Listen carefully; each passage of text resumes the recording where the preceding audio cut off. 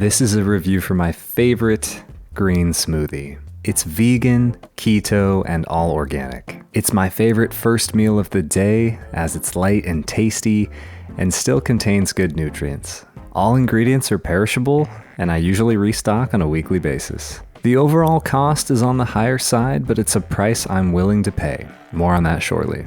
Let's get right into the ingredients. It's a very short list of only 5 things: avocado, kale, mint, lemon, and water.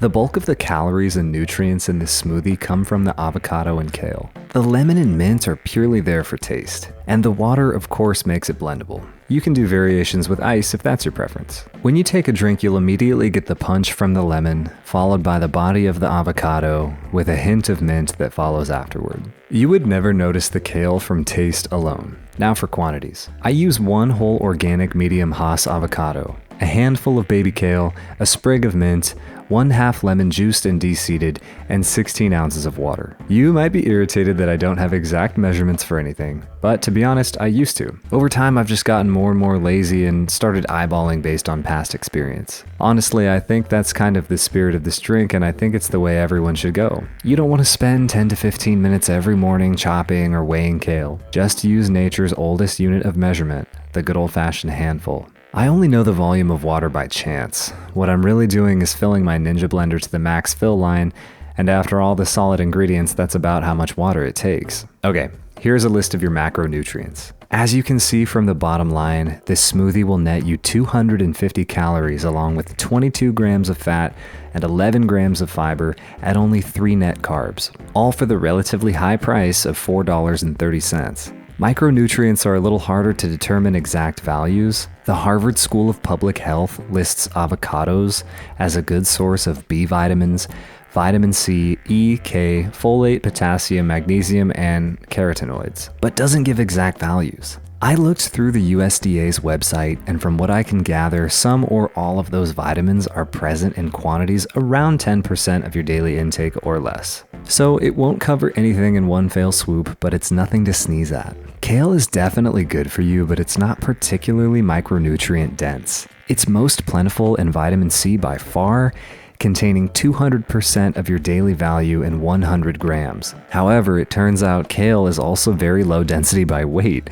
and you'd be surprised just how much kale 100 grams is. To give you some perspective, I'm only cramming about 10 to 15 grams in my smoothie, and that feels like a lot. So you can probably expect 20% of your daily vitamin C intake from kale. The mint and the lemon I've marked as zeros across the board because they're in such small quantities the nutrients aren't even worth mentioning. Those ingredients are just here for taste anyway. As you can see, the main reason to consume this drink is for the healthy fats from the avocado along with its fiber and low net carbs. At the same time, the avocado is the bulk of the cost. The prices in the cost column are literally taken from my Whole Foods receipt, divided across how many smoothies I can make with those ingredients.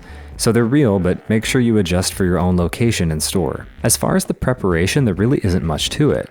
Just throw everything in the blender. Like I said, I personally use the Ninja blender, which doubles as the glass. It's the perfect size and blends extremely well because of that. If you have a full-size blender, you might consider making a double or triple batch to fill out the volume. Anyway, I usually stuff as much kale as will fit. The mint and lemon are totally up to you because they're for taste. I do 1 sprig of mint, but of course those vary in size. Plus, when things start to age and aren't quite as fresh, I usually up the quantity so nothing goes to waste. The lemon juice varies too because of course lemons vary in size and it can be really hard to judge just how much juice you're going to get from any given fruit. If you have a juicer, it can really speed up the process, and of course feel free to just buy straight up lemon juice if you don't want the mess. Personally, I slice a lemon into quarters and crush them with my hands.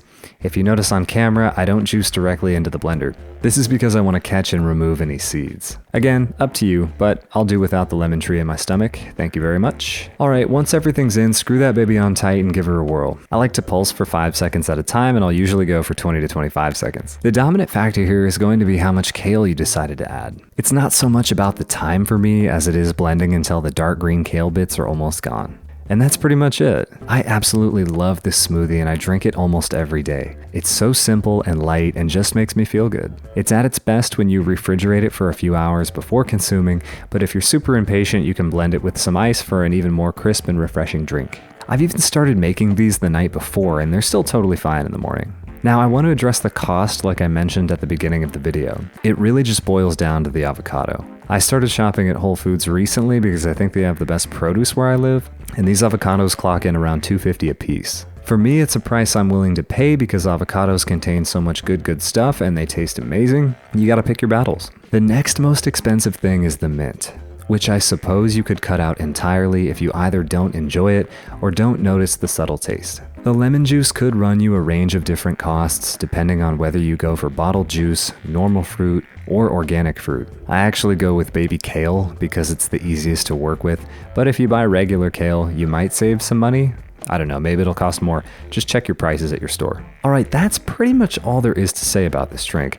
I'm super stoked on this recipe, so I hope someone else is able to enjoy it. Please let me know in the comments if you had a good time with this smoothie. Please share any of your own recipes or suggestions as well. Let me know if I can improve these videos in any way. If you'd like to support the channel, you should of course subscribe. We're trying to get to 1,000. But if you'd like to go above and beyond, you can buy me a coffee using the link in the description. I appreciate every one of you. Thanks for watching and have a fantastic day.